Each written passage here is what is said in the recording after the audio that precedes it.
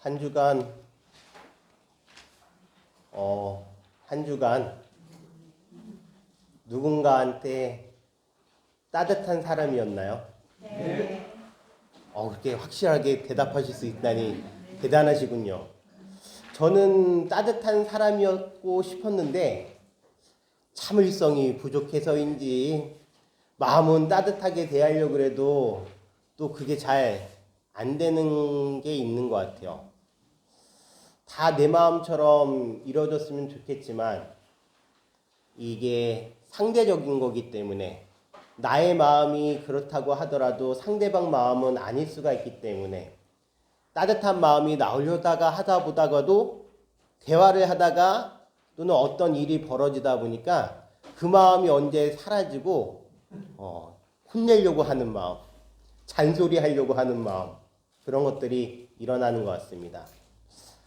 따뜻해지기가 쉽지가 않은데 여러분들은 따뜻하셨다니까 정말 대단하신 것 같습니다.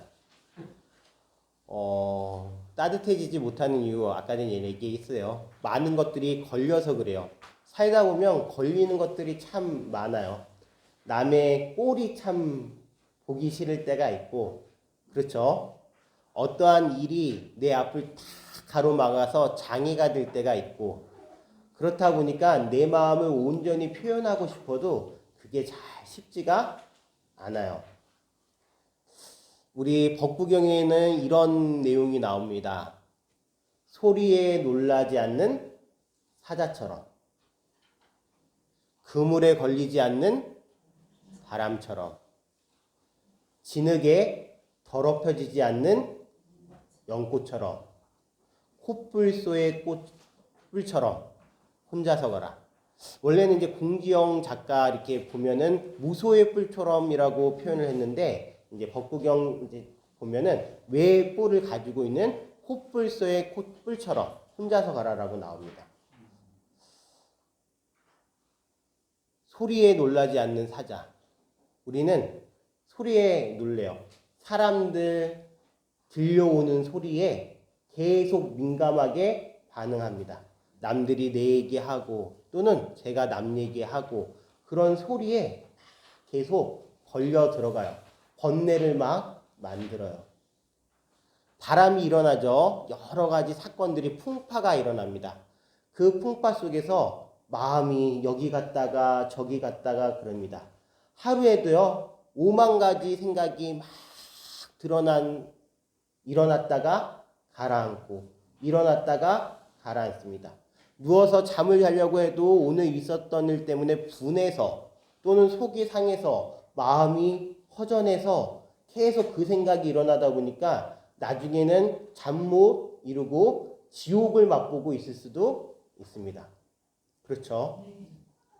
그리고 나는 깨끗한 것 같은데 이 세상에 나는 아무것도 안 한 것 같고 깨끗이 잘 산 것 같은데 세상이 더럽고 세상 사람들이 만만치 않고 그래서 내가 어쩔 수 없이 더럽혀진다라는 생각을 하면서 살아가고 있는지도 몰라요.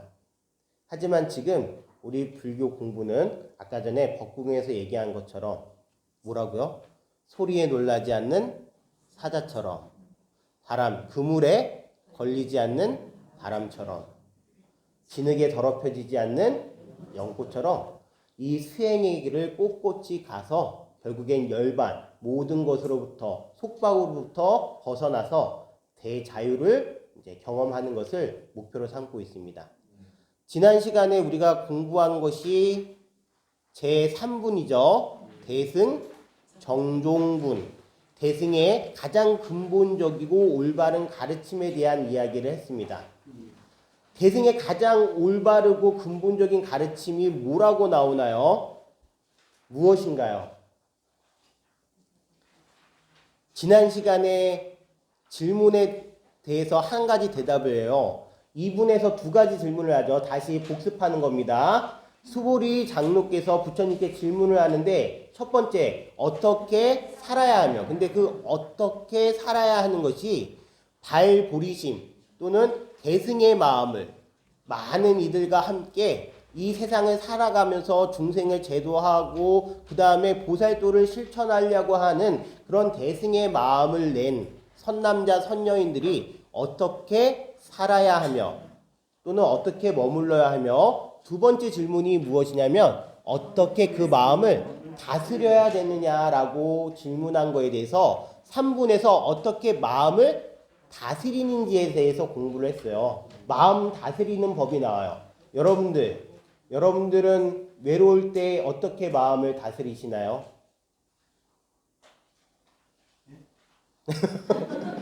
외로울 때 어떻게 마음을 다스리시나요? 가장 행복할 때, 가장 가족끼리 있었을 때 행복할 때.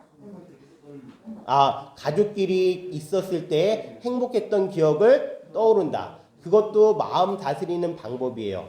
여러분들 화가 났을 때 어떻게 마음을 다스리나요? 신나는 음악을 듣는다라는 거. 마음 다스리는 거예요. 저는 예전에 출가 전에 뭔가 마음이 허하고 외롭고 고독하고 그랬어요. 약간 우울이 있었어요. 그럴 때 어떤 노래를 들었냐면 더 슬픈 노래를 들었어요. 더 슬픈 노래를 들이다 보니까 어떻게 돼요? 더 슬퍼져요. 그거는 마음 다스리는 방법이 아니에요. 자기 감정에 점점 끌려 들어가서 감정에 함몰돼서 나중엔 그 감정 때문에 자기를 상하는 방법이에요. 술을 드시거나 계속 뭔가 어려운 일이 있으면 술을 드시거나 또는 뭐 나쁜 도박을 하거나 이런 모든 것들은 자기 감정에 휘말려서 자기를 온전히 버리는 일이고, 자, 많은 사람들과 함께 가려고 하는 그런 보살님들은 어떻게 마음을 다스리신다? 그 방법이 모든 중생을 구제하겠다. 함께 완전한 열반, 즉 모든 속박으로부터 벗어나는 삶을 항상 꿈꾸고 실천하는 마음으로 당신의 마음을 뭐 하는 거예요? 다스리는 거예요. 자, 반야심경 알죠? 반야심경 할 때 그 심자는 마음 심자가 아니에요. 마음이 표현을 얘기하는 게 아니에요.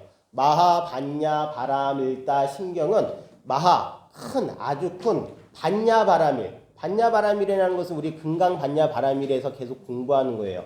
그런 완전한 지혜를 성취하기 위한 핵심이 되는 경전을 얘기하는 것이 무엇이다? 마하, 반야, 바람일다, 핵심을 얘기하는 거예요. 근데 그렇게 반야의 핵심이 무엇이냐고 물어봤을 때 반야심경에서는 이렇게 얘기해요. 사리자여, 모든 보살은요, 오온이라는 것은 무엇이냐면 색수상 행식이에요. 우리 몸과 정신, 몸과 마음을 이루고 있는 모든 것들이 다 무엇을 바라보느냐? 오온이 공한 것을 바라본대요. 즉 내 마음과 몸이 항상 변하지 않고 고정되어 있는 것이 아니라 시간의 흐름에 따라서 다 뭐 한다라는 거예요? 변화하고 사라진다라는 거예요. 일어났다가 사라지고 인연이 돼서 무언가 원인이 생기고 조건이 생기면 일어났다가 그 원인과 조건이 사라지면 사라지는 거예요. 여러분들 초등학교 때 기억이 나시나요? 잘 기억이 나요? 국민학교 때? 토막 기억나요? 중학교 때 잘 기억나시나요? 또 낮고. 자, 그런데 그 당시에 여러분들이 힘들게 했던 기억이 있나요? 친구랑 막 싸웠던 경험 또는 옆에 친구가 괴롭혔던 경험. 저는 반에 한 여학생이 있었는데 테니스 선수였어요. 테니스 선수. 근데 이 여학생이 저만 보면 때리는 거예요. 근데 일종의 약간 학폭인데 지금의 생각해서는 그런 학폭이 아니라 이제 장난친다고 테니스 선수니까 저보다 오히려 그 초등학교 여학생이 힘이 셌어요. 그 당시에는 그것이 너무 울분에 쌓이고 힘들고 학교를 어떻게 가나라고 생각을 했었는데 지금에 와서 생각해보면 그 기억이 그냥 그런 친구가 있었다라는 생각이 나요. 그것이 사라졌기 때문에 저에게 큰 문제는 되지 않아요. 모든 것들이 몸과 마음이 그렇게 일어났다가 사라지는 것을 여실히 다 들여다보는 그 마음으로 인해서 모든 일체의 괴로움에서 벗어나실 수 있대요. 자, 그렇다면 지금 이 금강반야 바라밀경에서 얘기하는 보살님들이 마음 다스리는 법은 무엇이다? 모든 중생을 뭐하겠다? 함께 열반의 세계로 가겠다라는 마음이 가장 중요한 대승의 가르침이에요. 그리고 나서 부속적으로 어떤 것들이 나오냐? 그렇게 열심히 노력했음에도 불구하고 그렇게 많은 중생을 열반으로 이끌었음에도 불구하고 한 중생도 열반에 들지 않았다. 그 열반에 들게끔 했다라고 생각하는 순간 그 보살에게는 무엇이 있다? 아상이라는, 인상이라는, 중생상이라는, 수자상이라는 상이 남는다. 그것은 보살이다 아니다? 보살이 아니다라고 이야기를 하고 있어요. 그런데 정말 중요한 거는 제가 얘기한 후자가 아니에요. 아상, 인상, 중생상, 수자상이 남고 그래서 보살이 아니다. 그것이 중요한 게 아니라 정말 대승불교에서 중요한 건 실천적으로 내가 모든 중생과 함께 열반에 들겠다라고 하는 마음이 더 중요한 마음이에요. 한번 볼까요? 사홍서원이에요. 어디서 나오죠? 그 천수경을 보면은 나와요. 그 다음에 또 우리가 보통 그 이제 불교 행사에서 가장 먼저 시작할 때는 삼기를 시작을 하고 그 다음에 이제 불교 행사가 끝날 때는 다 무엇하죠? 사홍서원으로 끝으로 오늘 법회를 끝내도록 하겠습니다. 이렇게 얘기합니다. 사홍서원 읽어볼까요? 중생무변 서원도 번뇌무진 서원단 법문무량 서원아 불도무상 서원성이라고 나오고 있어요. 중생이 한없대요. 이 세상에는 많은 일체의 중생이 있어요. 그 많은 중생들을 뭐하겠다라는 거예요? 도라는 것은 바로 건너게 해주겠다. 무엇으로? 이 사바세계, 고통의 세계에서 고통이 없는 저 열반의 세계로 뭐하겠다? 건너게 해주겠다라는 것이 바로 중생무변 서원도예요. 자, 그 다음에 번뇌무진 서원단이 뭐예요? 그렇죠. 중생을 구제하려고 하다 보니까 번민이 많아요? 안 많아요? 엄청 많아요. 이 세상에 60억의 인구가 있으면 60억마다의 다 저마다의 고민이 있고 고통이 있어요. 그것을 다 구제하려고 하는 보살님에게 고민과 고뇌가 많을까요? 안 많을까요? 당연히 많겠죠. 그 번뇌를 모두 끊고서 뭐 하겠다라는 거예요? 법문, 부처님 공부를 한없이 끝까지 다 몰아붙여서 해가지고 결국에는 무엇이죠? 부처님이 되려고 끝까지 몰아붙이겠다라는 이 서원이 보살님들이 마음 다스릴 때 가지는 서원이에요. 우리 불교에서는 삼신불이라 그래요. 무슨 불? 삼신불. 부처님에는 세 가지 종류가 있대요. 첫 번째, 법신불이 있어요. 법신불은 무엇이냐면 청정법신 비로자나 불이에요. 즉 부처님의 가르침, 진리의 그대로 부처님이 상징화된 것이 무엇이다? 법신이에요. 법신. 그 다음에 또 화신이라는 존재가 있어요. 화신이라는 무슨 누구냐면 지금으로부터 2600여 년 전에 이 세상에 사바세계에 오셔가지고 깨달음을 성취하셔서 우리에게 불법의 진리를 알려주신 서가모니 부처님을 화신이라 그래요. 그런 다음에 딱 한 분이 있어요. 어떤? 보신불이라 그래요. 보신불이라는 분은 어떤 분이냐면 여러분들 아미타 부처님 아시죠? 약사열의 부처님 아시죠? 지장구살님 아시죠? 보현무살님 아시죠? 자, 이렇게 모든 불보살님들이 계신데 그분들은 원력을 세워서 부처님이 되세요. 원력을 세워서 보살님이 되세요. 어떤 서원을 세우시느냐? 아미타 부처님은 무려 48가지 서원을 세우시는데 당신이 있는 그 곳에 모든 사람들이 고통을 여의게 해서 극락세계로 인도하겠다라는 전체적인 내용인 48가지 서원을 세움으로써 인가응보, 즉 열심히 수행하고 노력해서 그거에 대한 보답으로 되신 분들이 바로 보신불이에요. 지장보살님은 일체 중생, 지옥 중생을 모두 다 구제하지 않고서는 당신은 성불하지 않겠다라고 마음을 먹으셨기 때문에 지장보살님이 되셨어요. 그분도 바로 인가응보, 즉 보답으로서, 즉 서원에 대한 보답으로서 무엇이 되신 분이다? 보살님이 되신 분이에요. 이게 바로 보신불 사상이에요. 모든 보살님들은 사원서원을 세움으로써 대승의 마음을 크게 가지고 있고 이것으로 마음을 다스린다라는 게 지난 시간의 이야기였어요. 기억하셨나요? 자, 그러면 이번 시간으로 이제 넘어가겠습니다. 오늘은 제4분 묘행무주분을 한번 읽어보겠습니다. 자, 묘행무주분 한문 부분 읽어보고 그 다음에 한글 부분 읽겠습니다. 자, 그러면 시작. 부차 수고리 보살업법 응무소주 행어보시 소위 부주잭보시 부주성향 미촉법보시 수고리 보살 응여시보시 부주어상 하이고 약보살 부주상보시 기복덕 불가사량 수고리 어이우나 동방허공 가사량부 불야세존 수고리 남서북방 사유상하허공 가사량부 불야세존 수고리 보살 무주상보시복덕 역부여시 불가사량 수고리 보살 당릉 여소교주. 자, 이제 한글 부분 읽겠습니다. 또한 수고리여 보살은 어떤 대상에도 집착 없이 보시해야 한다.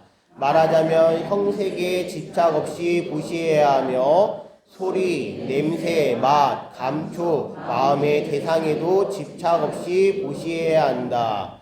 수보리여 보살은 이와 같이 보시하되 어떤 대상에 대한 관념에도 집착하지 않아야 한다. 왜냐하면 보살이 대상에 대한 관념에 집착 없이 보시한다면 그 복덕은 헤아릴 수 없기 때문이다. 수보리여 그대 생각은 어떠한가? 동쪽 허공을 헤아릴 수 있겠는가? 없습니다. 세존이시여. 수보리여 남서북방 사이사이 아래 위 허공을 헤아릴 수 있겠는가? 없습니다. 세존이시여. 수보리여 보살이 대상에 대한 관념에 집착하지 않고 보시하는 복덕도 이와 같이 헤아릴 수 없다. 수보리여 보살은 반드시 가르친 대로 살아야 한다. 제목이 제4분 묘행무주분입니다. 그런데 우리 대한불교 조계종에서 출간한 이 표증 우리말 금강번야 바라밀경의 한글 부분에서 집착 없는 보시라고 해석을 했어요. 이건 매우 잘못된 번역입니다. 이것은 분명히 고쳐야 되는 번역이에요. 지금 이 4분에서 중요한 것은 보시가 아닙니다. 보시라는 것을 여기에 초점을 맞추는 순간 금강경은 제가 봤을 땐 격화되는 거예요. 여기서 정말 중요한 것은 무엇이냐면 보살님들 부차 수보리예요. 지금 또한 수보리여라고 얘기한 것은 무엇에 대한 이야기죠? 지금 3분에서 보살님들이 마음 다스리는 법에 대해서 이야기했어요. 그쵸? 그러면 4분에서 또한 수보리여라고 얘기하면은 무엇에 대한 이야기인가요? 마음 다스리는 법을 설명하기 위해서 4분이 나온 거예요. 그쵸? 그러면 묘행무주분이라는 것은 무엇이냐면 모든 행동에 있어서 그것이 신묘하고 대승의 행동이라면 무주, 집착, 마음의 걸림이 없어야 된다라는 것을 얘기하고 있어요. 우리는 안, 이, 비, 설, 신, 의로 대상들을 마주하고 있어요. 눈으로는 무엇을 보죠? 형상을 봐요. 야, 저 색깔이 하얗구나. 아, 색깔이 거무튀튀하구나. 뭐 이렇게 바라봐요. 그렇죠? 그 다음에 이제 소리로 와, 스님 목소리가 참 좋네. 뭐 이렇게 하기도 하고, 아, 오늘은 목소리가 영 걸걸한 게 안 좋네 라고 판단을 해요. 그렇죠? 그 다음에 또 냄새로 우리가 맡아요. 아, 저거는 어머니가 해주신 그 밥 냄새가 나구나. 뭐 이렇게 하면서 또 이렇게 냄새도 맡아요. 이건 맛있는 냄새, 맛없는 냄새, 뭐 구린 냄새, 좋은 냄새. 이렇게요. 그 다음에 입으로도 맛을 봐요. 좋은 맛, 나쁜 맛, 쓴맛, 단맛. 그 다음에 몸으로도 접촉을 하는데 아, 부드럽다, 거칠다, 차갑다, 뜨겁다, 뭐 따뜻하다, 뭐 이렇게 다 몸으로 접촉을 해요. 그 다음에 이제 의라는 것이 있어요. 우리의 의식이에요. 그 의식은 모든 것들을 다 법이라 그러는데 여기서 이 법이라는 것은 총체적으로 얘기했을 때 부처님이 말씀하신 진리, 법을 얘기하는 게 아니라 모든 대상이 생각에 들어왔을 때 그것들이 다 무엇이다? 법이 되는 거예요. 의식의 대상이 되는 거예요. 이해하셨나요? 자, 그렇다면 여기서 보살 응무소주라고 얘기했어요. 보살어법 응무소주 찾으셨나요? 부차 수보리 보살어법 응무소주라고 얘기하면 그 법이라는 것은 무엇이냐면 어떤 모든 대상인데 내 마음속에 들어온 모든 대상들을 얘기해요. 거기에 응무소주, 걸림이 없어야 되는데요. 그런데요, 우리는 걸림이 아까 전에도 얘기했지만 많아요. 좋은 사람을 보면요, 저 사람이 조금 미운 짓을 하더라도 그게 미워 보이지가 않아요. 내 마음이 참 좋을 때는요, 아무리 무슨 일을 하더라도 별 상관이 없어요. 근데 내 마음에 무언가 짜증이 일어나고 뭔가 믿게 보이는 순간 예전에 하는 행동하고 똑같은데도 불구하고 미워 보여요. 아닌 것처럼 보여요. 그러면은 무언가를 주려고 했던 마음도 사라져요. 주려고 하다가 에이 줘서 뭐해 하면서 다시 집어넣어요. 그것이 일반적인 모든 사람들의 대체적인 마음이에요. 그 걸리게 하는 대상들이 무엇이다? 색이라는 것은 형상을 얘기하는데 외모도 돼요. 이쁘다, 뭐 이쁘지 않다, 뭐 곱다, 곱지 않다. 다 돼요. 그런 형상에 빠져가지고 하는 이 베품은 올바른 베품이 아니에요. 거기엔 무엇이 있어요? 분별이 있고 차별이 있어요. 자, 그렇다면 여기서 보시만 얘기한 게 아니에요. 이면적으로는 여기 지금 남눈과 베품인 보시에 대해서 얘기하고 있지만 이 이제 내면에는 보시뿐만이 아니라 보살님들이 실천해야 되는 6가지 수행 방법, 실천 덕목이 있어요. 그것이 무엇이죠? 보시. 그래요. 육바람이. 지계, 인욕, 정진, 선정, 반야. 다시 하겠습니다. 보시, 지계, 인욕, 정진, 선정, 반야, 바라밀인데요. 우리가 어떤 대상에 계속 집착해가지고 걸림이 있어서 또는 바라는 마음으로 기대하는 마음으로 보시를 하게 된다. 나눔과 베품을 실천하게 된다. 그거는 어느 순간에 멈출까요? 멈추지 않을까요? 멈추게 돼 있어요. 내가 어떤 대상 때문에 열심히 살고 있고 지게 청정한 계율을 지키고 규율을 지키고 있다. 어떤 대상 때문에 라고 생각을 하는 순간 그것은 그 어떤 대상이 잘못하거나 기대를 저버리거나 또는 사라진다면 멈추게 돼 있어요? 안 멈추게 돼 있어요? 멈추게 돼 있어요. 인욕이라는 것이 어떤 것을 바라는 마음으로 꾹 참고 있고 또는 어떤 대상이 무서워서 그냥 꾹꾹 참고 있고 피하고 있고 하는 것들은 멈추게 돼 있어요? 안 멈추게 돼 있어요? 당연히 멈추게 돼 있어요. 그것은 보살님들이 당신의 대승 마음, 즉 모든 중생을 제도하겠다는 마음에서 점점 멀어지게 하는 거예요.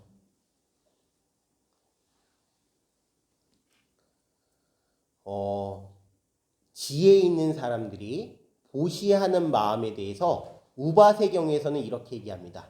지혜로운 사람은 자기의 것을 모두 다 보시하는 이유가 어떤 지위를 바라는 마음에서 하는 것이 아니라 다른 사람들의 인정을 받기 위해서 하는 것이 아니라 다음 생에 좋은 곳에 태어나서 잘 살려고 보시하는 것이 아니라 중생들을 연민하는 마음 때문에 자기 것을 나누는 것이고 남이 안락해지기를 바라는 마음 때문에 모든 것을 나눈다라고 이야기하고 있어요.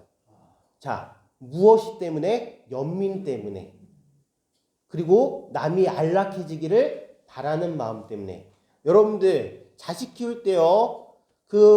만약에 아기였으면 아이가 막 아파하는 걸 보면요. 어디가 아픈지 얘기라도 하면은 참 알 수가 있을 텐데 아이가 열이 나고 뭐 하더라도 알 수가 없기 때문에 막 애달고 병원으로 들쳐업고 가고 할 때 거기에 무언가 바라는 마음이 있어요? 바라는 마음이 없어요. 여러분들 참으로 안타깝게 반려견 키우시는 분들 마음이요. 참 보기만 해도 좋대요. 그쵸? 그런데요, 그게 아이들 키웠을 때 그 마음이 나오기 때문에 그래요. 왜냐? 이 반려견과 반려묘는 자기 의사 표현을 잘 안 하니까요. 그런데 이제 아이들이 커가지고요, 엄마가 바라는 마음이 있고, 무언가 말을 듣지 않고 무엇을 하게 되면 이제 말대꾸를 점점 하게 되면요, 사랑하는 마음이 뭐 이렇게 점점 변화하게 되죠. 그것이 바로 무엇 때문에 그러냐? 내 마음 상태가 달라졌기 때문에 그래요. 아이를 바라보던 연민과 그리고 평안하기를 바라는 그 마음이 이제는 내 기대에 부응해서 어떻게 사라졌으면 좋겠고, 또는 이제 너도 다 컸으니까 엄마 마음을, 아빠 마음을 좀 헤아려 줬으면 좋겠다라는 그 생각 때문에 여러분들 무언가 계속 본질적으로 예전의 마음에서 달라져요. 그런가요? 안 그런가요? 이거는 이제 한 스님의 예예요. 제 예가 아니라 한 스님의 예예요. 한 스님의 이야기를 들려드릴게요. 그 스님께서 무언가 일이 있어서 한국을 좀 떠나서 미국에 가서 생활을 하셔야 될 때의 이야기예요. 그 스님께서 이제 법당에서 기도도 열심히 하고 있는 그 이제 외국 사찰이라는 것이 여법하게 탁 지은 건물이 아니라 이제 나가게 되면요, 그냥 보통 건물에다가 2층에 이제 법당 해가지고 하는 그런 공간이 많아요. 포교당처럼. 자, 그런 포교당에서 기도를 하고 계셨는데 그 사찰에 아주 유명한 보살님이 계셨대요. 그 보살님은요, 절에 오셔가지고 매일같이 500배를 하시고 금강경을 10독을 하시고 하면서 매일같이 빠지지 않고 기도를 하셨대요. 그래서 이제 그 별명이 금강경 보살 또는 절보살, 절을 열심히 한다고 해서 절보살이라고 불리셨대요. 그런데 어느 날 이 보살님께서 그 스님께 이제 무엇을 한 거죠? 이제 상담을 한 거예요. 스님, 제가 금강경 공부도 참 열심히 하고 절도 열심히 하는데 제 답답한 마음이 풀리지가 않습니다. 보살님, 도대체 어떤 것 때문에 그러시나요? 당신은 6.25 사변 때 이제 밑으로 내려오셔가지고 장사, 국밥집에 하셨대요. 이제 먹고 살 게 없어가지고 아이들 키우면서 남편은 없고. 그런데 그렇게 키울 때 절에 가서 이제 이렇게 보면은 절 생활이 너무나 부럽다라는 거예요. 공양주로 살고 싶어도 아이들이 있어서 공양주로 살 수가 없어가지고 항상 기도하는 마음으로 열심히 기도도 하고 국밥 장사도 열심히 해서 아이들을 다 좋은 대학을 보낸 거예요. 둘 다 서울대를 보낸 거예요. 남자아이 둘 다. 하나는 공과 계열을, 하나는 뭐 회계 계열을 이렇게 보냈나 봐요. 그런데 이 아이들 2명이 다 미국으로 유학을 가서 거기에 정착을 해가지고 이제 한 명은 이제 제2교포랑 결혼을 하고 한 명은 외국인하고 결혼을 했대요. 이제 한국에 있는 어머니가 걱정이 돼서 전화를 했다네요. 어머니 이제 그만 고생하시고 아들들이 이렇게 잘 돼 있으니까 이제 미국에 들어오셔서 한국보다 미국이 좋아요 하면서 들어오라고 해가지고 이제 들어오셨대요. 그런데 매일같이 활동을 하고 국밥을 팔면서 살던 그분이 미국에 와보니까 말이 통해요? 말이 안 통하잖아요. 어디 마음대로 갈 수 있어요? 모르니까 마음대로 갈 수 없어요. 그래서 아들들이 여기 데려다주면 거기 가서 있고 저기 데려다주면 저기 가서 있고 하는데 재미가 하나도 없다라는 거예요. 그렇죠. 너무나 외롭죠. 말도 안 통해. 어디도 마음대로 못 가. 게다가 그 집에 첫째 아들네 가면은 이제 외국어로 또 얘기해, 또 둘째 아들 내 가도 외국어로 얘기해, 뭐 그러니까 말도 거기서도 안 통하니까 점점 자기를 욕하는 것 같고 너무 답답하다는 거예요. 그래서 금강경 기도하고 절할 때는 그 마음, 그나마 이제 마음이 내려지기 때문에 그렇게 열심히 절에 오신다라는 거예요. 그 스님이 얘기하세요. 보살님, 금강경 공부를 왜 하셔요? 절을 왜 하셔요? 아니, 그 아드님들이 다 엄마 걱정해가지고 오시라고 했잖아요. 거기 그 한국에 있었을 때는 그만 고생하고 절에 살고 싶다라는 마음, 지금 절에 와서 기도 열심히 하고 계신데 뭐 그렇게 또 뭐가 불만이 생기세요? 보살님, 지나가는 사람이, 그냥 지나가는 사람이 미워요? 안 미워요. 스님 안 미워요. 지나가는 사람이 왜 미워요? 아니, 지나가는 사람도 안 미운데 자식이 여기다 데려다 줘. 그 다음에 용돈도 드려. 지나가는 사람도 안 미우는데 보살님한테 그렇게 잘하는 아들을 왜 미워해요? 용돈도 드리고 그 다음에 어디 데려다 드리고 하는데, 자, 그러면 어떻게 해야 되느냐? 이제부터 생각하세요.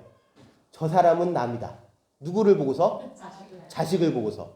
저 사람은 남이다. 저 사람은 남이다. 이렇게 생각을 하라고요. 그 보살님이 화가 막 웃기는. 스님이 말이야. 저 자식을 보고 저 사람은 남이다 라고 해가지고 화를 내면서 가셨대요. 그리고 나서 일주일이 지나도 안 오시고, 2주일이 지나도 안 오시고, 3주일이 지나도 안 오시대요.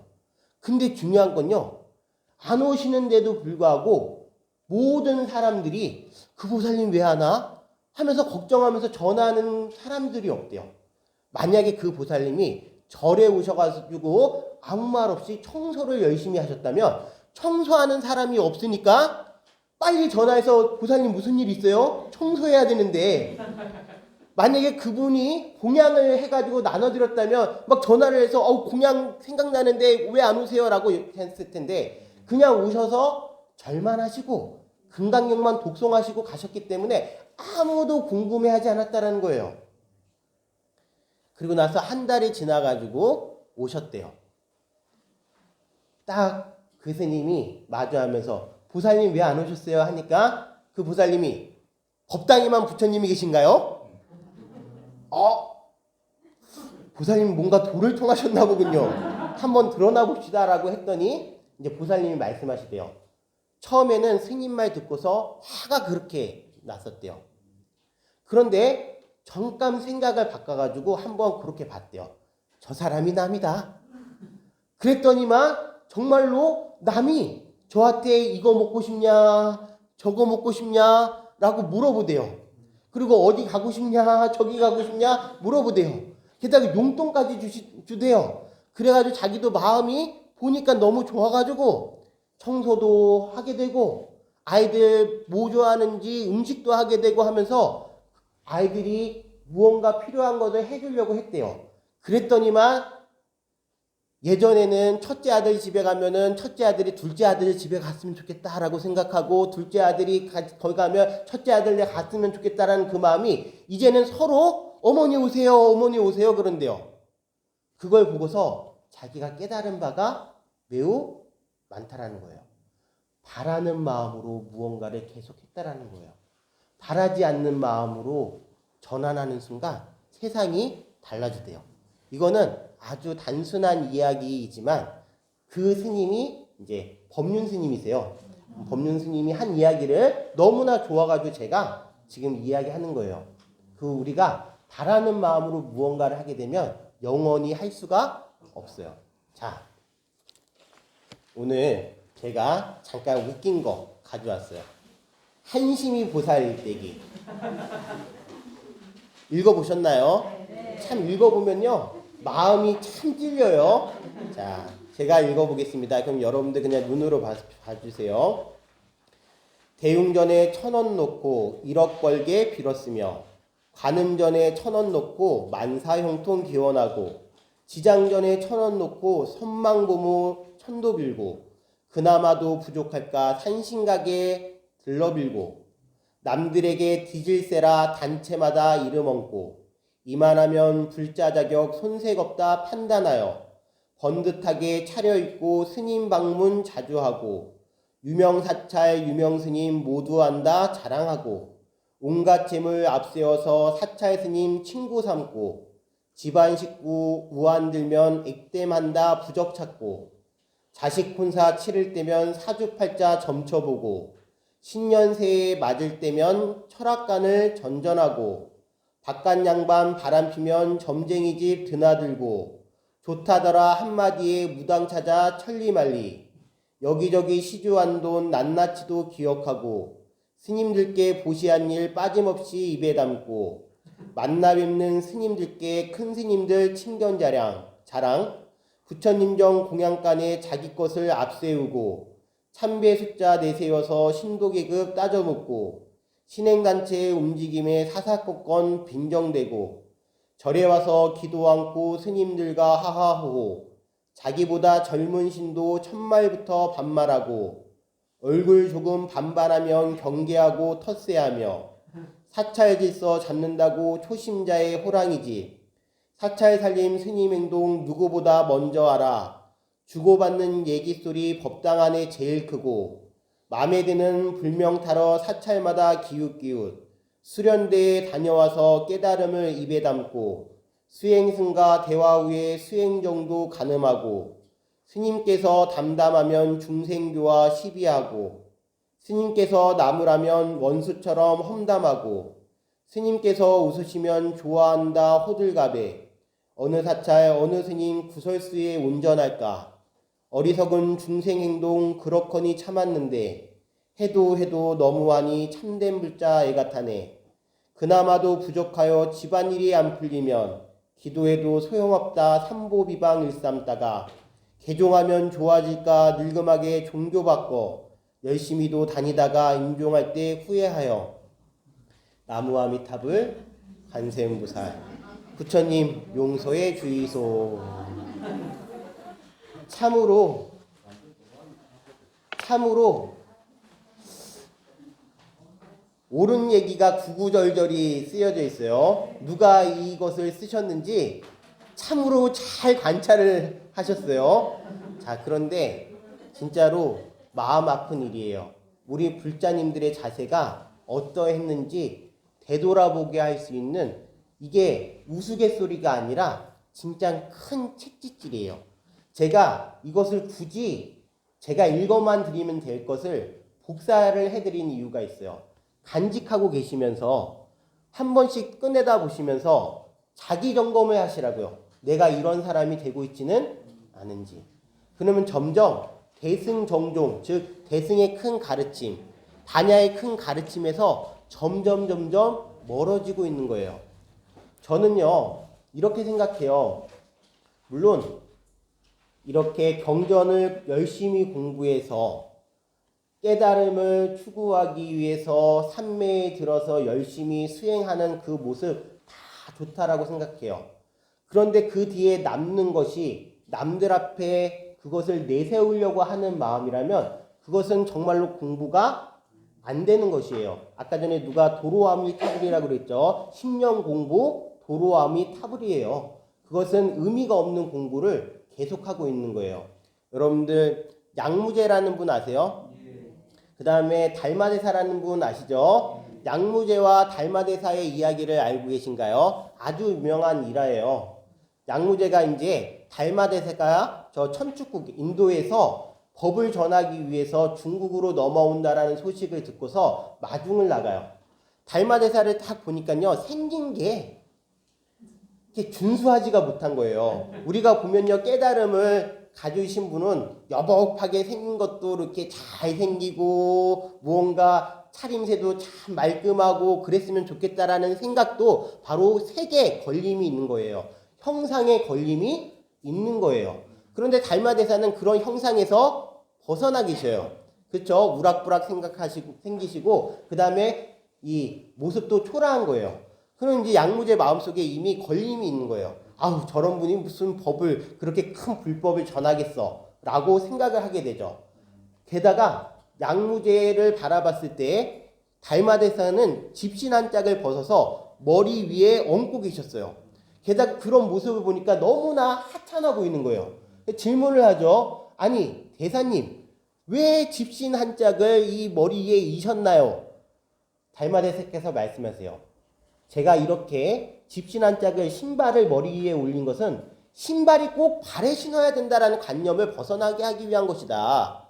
라는 거예요. 만약에 예전부터요, 신발을 여기다가 끈을 매서 머리에 쓰고 다녔다면 그 신발이 무엇의 역할을 했을까요? 머리 가리개의 역할을 했을 거예요. 우리의 관념이라는 것은 그런 거예요. 고정되는 순간 이미 변화되기가 어려워요. 달마대사님은 그것을 깨기 위해서 집신을 머리에 이셨대요.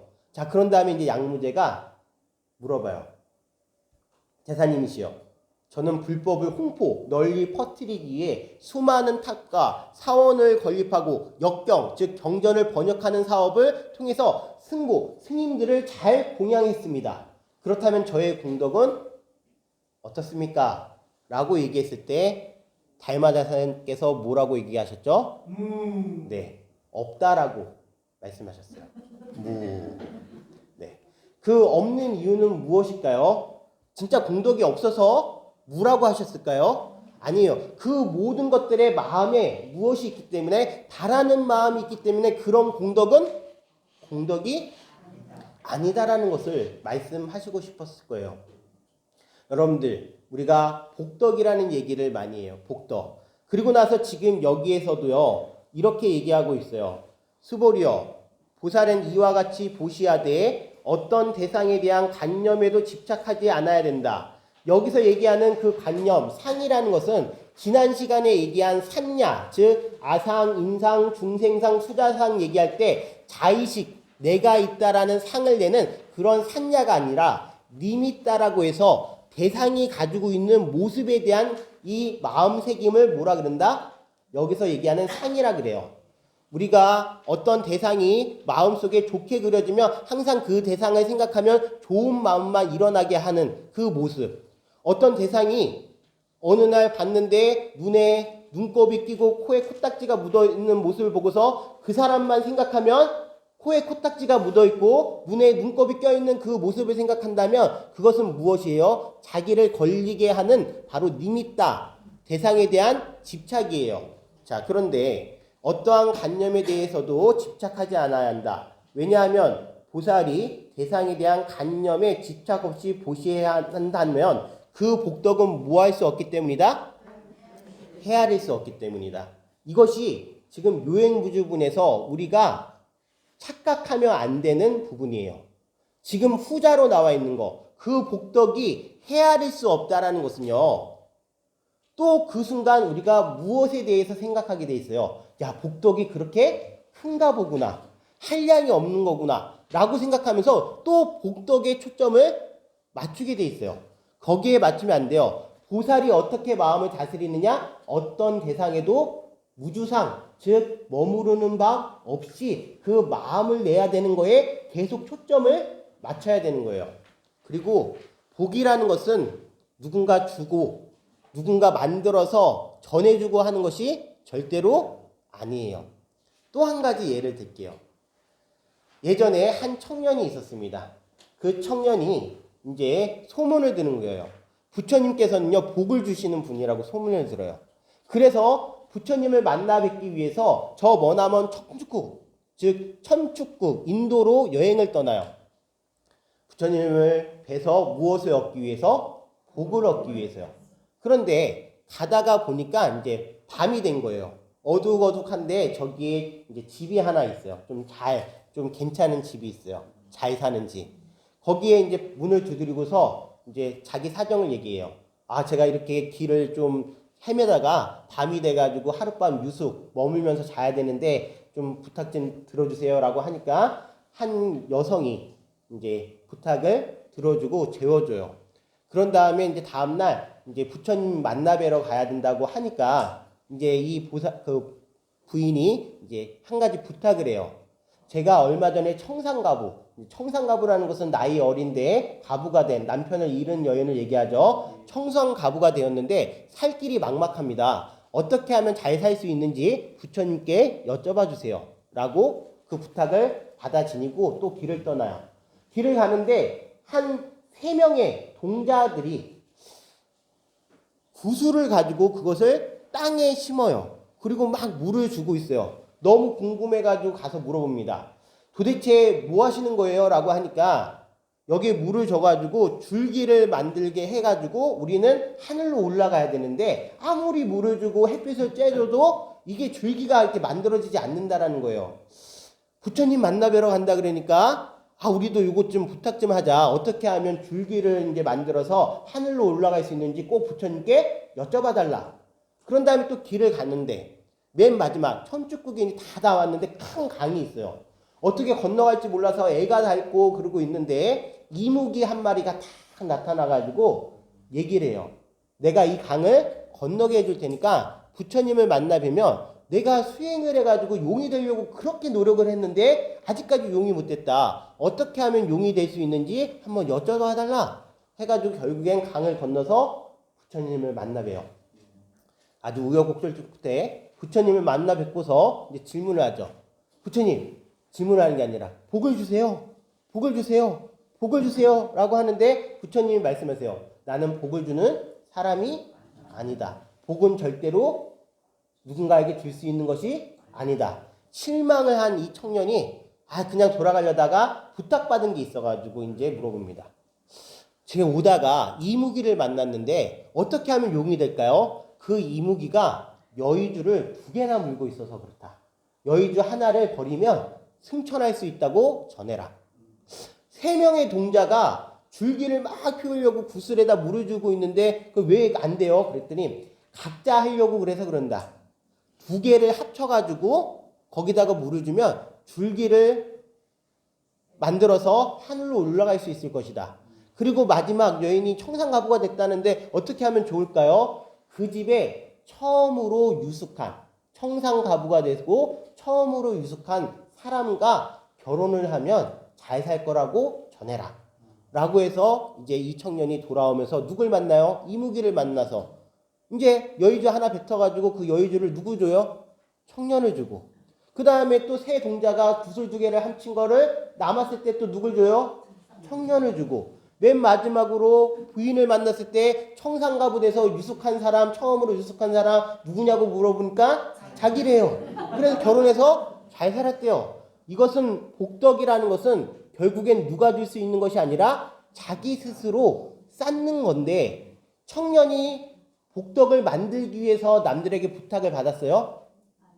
복덕을 만들기 위해서 부처님께 여쭤봤어요? 아니에요. 자기가 그냥 부탁받은 것을 들어주려고 하다 보니까 무엇이 형성이 됐다? 복덕이 형성이 됐다. 이렇게 얘기하는 거예요. 자, 오늘 나눠드린 거 중에 무엇이 있냐면 10가지 공덕이 있어요. 보시의 10가지 공덕 찾으셨나요? 제가 읽어보겠습니다. 같이 읽을게요. 보시의 10가지 공덕. 첫째는 아끼는 인색한 마음을 항복받는다. 보살행을 닦는 사람이 보시를 행하면 인색하여 아끼는 마음을 자연히 항복받게 된다. 그러므로 다시 인색한 마음이 싹트지 않는다. 둘째는 베푸는 마음이 계속하여 끊어지지 않는다. 보살이 보시를 행함에 비록 재물이 다하여 없을지라도 기쁘게 재물을 베풀어 주고자 하는 마음이 끊어지지 않는다. 셋째는 재산에 대한 소유욕이 없다. 보살은 베푸는 마음이 한량없어 모든 중생과 나를 다르게 보지 않으므로 가진 바 재산을 평등하게 수용하기 때문에 내 것이라는 소유욕이 없다. 넷째는 부호의 집에 태어나게 된다. 보살은 일체의 재물을 항상 베풀고 싶은 마음만 있을 뿐 인색하여 아끼는 마음이 없으므로 내 생에는 반드시 부호의 집에 태어나 재물과 보배가 부족하여 수용함에 궁함이 없게 된다. 다섯째는 나는 곳마다 베풀고자 하는 마음이 여전하다. 보살이 금생에 보시를 행하였으므로 사후에도 나는 곳마다 다른 사람에게 베풀고자 하는 마음만 있을 뿐 인색한 마음은 전혀 없다. 여섯째는 모든 사람들이 사랑하고 즐거워한다. 보살은 이미 항상 베풀고자 하는 마음만 품기 때문에 아끼고 미워하는 마음이 없다. 따라서 모든 사람들이 사랑하고 즐거워할 뿐 미워하거나 원망함이 없다. 일곱째는 대중과 함께할지라도 두려워하지 않는다. 보살은 이미 모든 사람들이 사랑하고 즐거워하므로 대중과 함께할지라도 스스로 두려워하거나 겁내는 마음이 없다. 여덟째는 훌륭한 이름이 널리 퍼진다. 보살은 이미 구하는 바 없이 보시만 행함으로 많은 사람들이 칭찬하게 되며 그 이름이 널리 퍼진다. 아홉째는 손발이 유연해진다. 보살이 보시를 시작하여 사람들의 어려움을 건져주므로 손과 발이 유연해지는 듯 32호상과 80종호의 원만한 상호를 구족하게 된다. 열째는 선지식을 여의지 않는다. 보살이 스스로 처음 발심하여 보시를 행한 이후 항상 모든 불보살과 선지식을 만나 친히 법문을 듣는다. 그러므로 재불보살과 선지식을 여의는 일이 없다. 보시의 공덕이요. 거기에 보면은 부의 집에 태어나게 된다.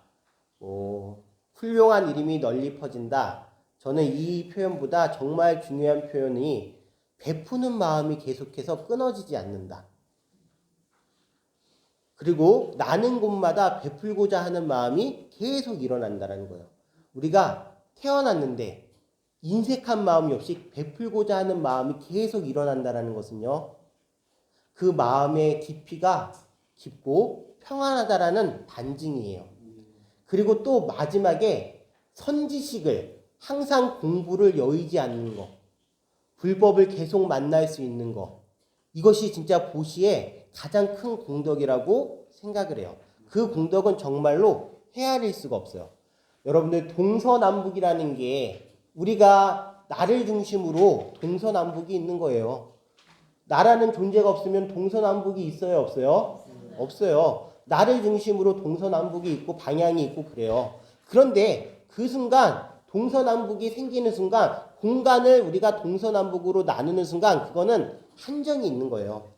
나뉘어지지 않았을 때 그것은 한량이 없어요. 분별하지 않았을 때 그것은 한량이 없어요. 분별하는 마음은 내가 색성향 미촉법에 계속 걸려있기 때문이에요. 여러분들 오대산 아시죠? 거기에는 문수보살님이 문수동장님 상이 있어요. 그런가요? 안 그런가요? 오대산. 자, 무엇 때문에 유명하죠? 멀쩡사 때문에 또 유명하지만 거기에 부처님의 진신사리가 모셔서 있어요. 중대 상원사에 정멸보궁에. 우리나라 5대 정멸보궁 대볼까요? 자, 양산의 통도사. 자, 그 다음에 영월의 사자산 법주사. 영월에 있어요. 영월에 법풍사. 사자산 법풍사. 자, 그 다음에 또 저기 설악산의 공정암. 그 다음에 오대산 상원사에 있어요. 그리고 맨 마지막에 어디에 있을까요? 진부람이요? 진부람에도 진신사리가 모셔져 있죠. 아주 좋은 절이에요, 진부람. 네. 자, 제가 얘기했어요. 통도사, 상원사, 공정암, 그 다음에 법풍사, 정선, 정암사, 고안, 정암사. 정암사라고 들어보셨나요? 자장율사와 문수보살의 이야기가 전해지는 정선의 정암사에 대해서 이야기를 할게요. 자장율사라는 분이 신라시대의 분인데 그분이 이 5대 정멸보궁을 다 만드셨어요. 그 5대 정멸보궁 중에 마지막이 정선의 정암사예요. 원래는 정암사라는 이름이 아니라 갈래사라 그래요. 갈래사. 예전에 그 자장율사께서 강릉에서 수행을 하고 계셨을 때 꿈에서 범승, 아주 이제 신묘한 스님이 나타나서 갈반지로 가서 부처님을 위해서 기도하라라고 얘기하셔요. 갈반지. 그걸 찾다 보니까 저기 강원도 정선에 갈래라는 곳이 있는 거예요. 갈래. 그게 왜 갈래라는 이름을 가지게 됐냐면 자장율사께서 이제 절을 지으려고 이제 마음을 내니까 이 마음 낸 것이 세 갈래로 갈라져서 하나는 정멸보공 자리, 하나는 지금의 수마노탑이라는 곳이 있어요. 보물이에요. 수마노탑 자리. 그리고 법당 자리로 가서 이것이 퍼졌다라고 해서 세 갈래가 이루어졌다 그래서 갈래라고 그래요. 마을 이름이 갈래예요. 그 마을에 있는 초등학교 이름이 갈래 초등학교예요. 갈래국민학교. 그리고 그 갈래사는 나중에 정암사라는 이름으로 바뀌어요. 열심히 이제 거기서 기도를 하고 있을 때 한 늙은 거사님이 남루한 도포를 입고 그 다음에 망태기라고 해가지고 칡넝쿨로 망태기를 만들어서 거기다 죽은 개를 들쳐엎고서 찾아와요. 그 찾아와서 시자가 누구냐면 자장율사를 모시는 스님들한테 자장을 만나러 왔으니 전하시오라고 하니까 시자들이 다 어떻게 생각하느냐? 미친 사람이 와가지고 지금 저러는구나라고 생각을 하는 거예요. 그래서 다시 한번 그 늙은 거사가 얘기해요. 그러지 말고 자장한테 가서 꼭 자장율사를 만나러 왔다고 얘기를 전하라고 하니까 시자가 가서 자장율사한테 전해요. 그랬더니 자장율사도 뭐라고 생각하느냐? 이상한 미친 사람이 왔나 보다라고 생각을 해요. 그 말을 가서 전하니까 자장이 안 만나겠다고 한 걸 전하니까 이 늙은 거사가 갑자기 자장이 자기 아상에 빠져서 문수를 보지 못하는구나 라고 하면서 이 죽은 개를 꺼내는 순간 죽은 개가 호랑이로 바뀌고 늙은 거사님이 문수보살로 바뀌어서 하늘로 승천을 하셨대요. 그것을 안 자장이요 마음의 반성을 일으키고 그 자리에서 입정에 들어서 열반에 들어요. 자장율사가 돌아가신 장소가 어디다? 정성군 고안읍 정암사. 한 번 더. 네. 정성군 고안읍 정암사. 태백산 기슬 아래 동이 트면 정암사 수마노탑 굽어보는 곳 우리 고안초 바로 제가 나온 초등학교 이름이에요. 네, 저는 소풍 때마다 수마노탑을 갔었어요. 네, 저희 태어난 고향이기 때문에 네 거기에 이제 문수보살과 얘기가 나와요. 우리가 무언가 색성향 위초법에 걸려서 집착이 있다 보면 정말 중요한 도를 잃어버릴 수 있다라는 반증이 이거예요.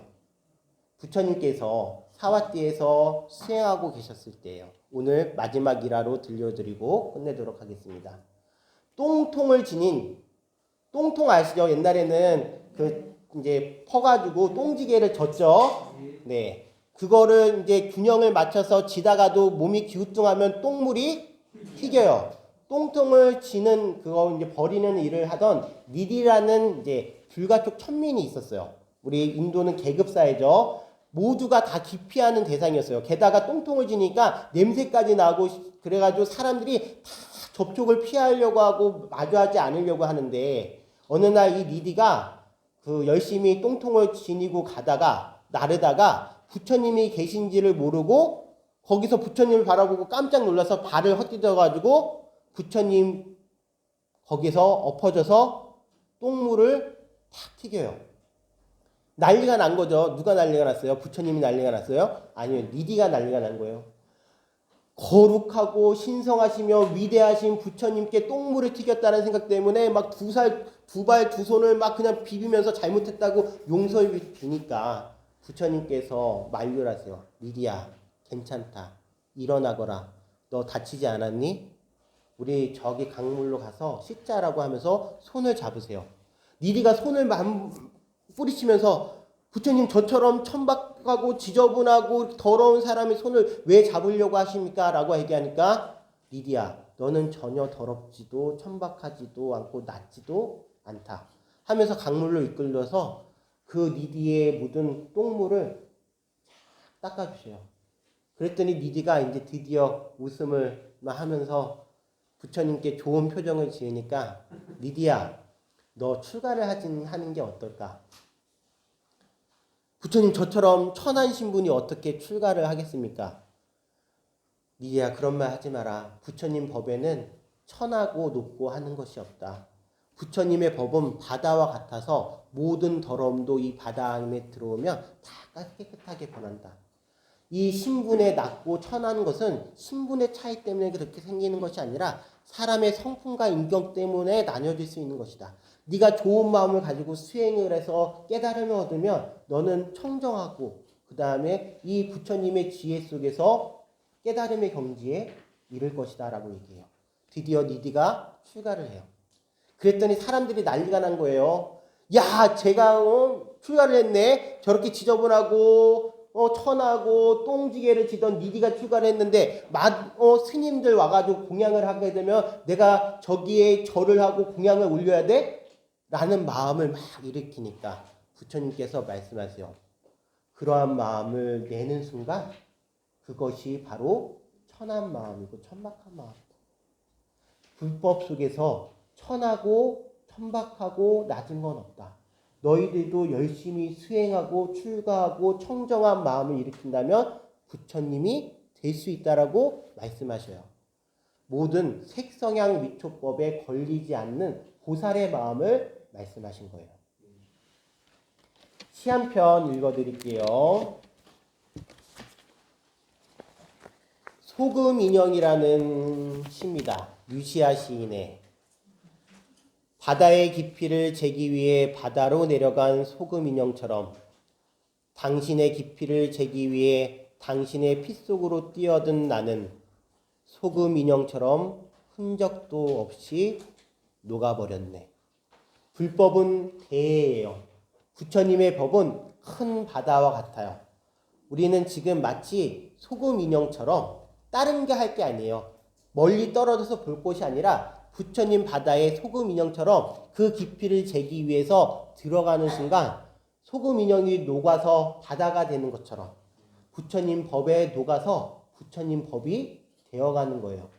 그렇게 하지 못하고 소금 인형처럼 녹지 못하고 계속 만류하고 있는 것은 내 마음속에 있는 어리석음이, 내 마음속에 있는 분노가, 내 마음속에 있는 욕심이, 바라는 마음이, 걸리는 마음이 내가 그것을, 즉 불법의 바닷속에 녹지 못하게 하고 있다는 것을 다시 한번 자각하면서 오늘 수업을 마치도록 하겠습니다. 감사합니다.